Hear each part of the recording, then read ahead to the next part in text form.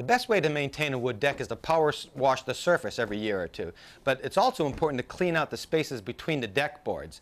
Most decks have a gap between each board of 1/8 to 1/4 of an inch. And over time they get packed with debris and leaves. And if you don't clear those out, they'll hold moisture, which could eventually lead to rot. So you know you need to clean it out, but how can you possibly do that in such a tight space? Well, here's one trick.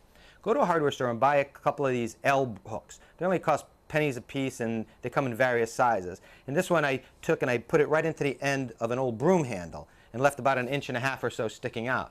Now I can reach in between the boards and just pull out the debris.